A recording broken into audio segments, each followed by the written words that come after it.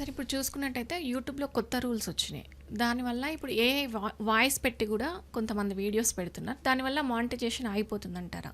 ఏంటసలు? So రీసెంట్‌గా అన్నారండి monetisation ఆపేస్తున్నామని. అంటే ఇప్పుడు ఫర్ ఎగ్జాంపుల్ యూట్యూబ్ అనేది మనం యూజువల్‌గా బయట మనం స్టార్ట్ అయినప్పుడు ఎవరైనా కొంచెం ఫ్రెష్ కంటెంట్ ఉండి క్రియేటివ్ థాట్స్‌తో ఎవరైనా వీడియో చేసినా కొంచెం ఇన్ఫర్మేషన్ గానీ, ఏదన్నా నాలెడ్జ్ గానీ అంటే చూసిన వాళ్ళకి ప్రొవైడ్ అవుతది అని కొంచెం నాలెడ్జ్ ఉంటదనే యూట్యూబ్ అనేది చాలామంది ఆప్ట్ అవును. చేసుకుంటారు. అవును. సో ఇప్పుడు ఏమవుతుందంటే YouTube I mean what their thought is a hard work చేయట్లేదు.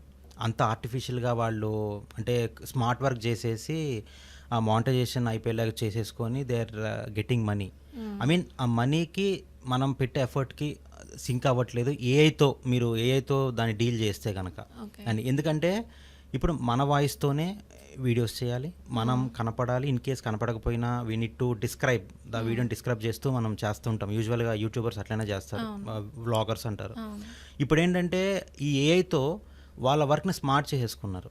సో హ్మ్. అదేంటంటే ఆ హార్డ్ వర్క్‌కి సి లింక్ అయ్యేలాగా ఉండాలి.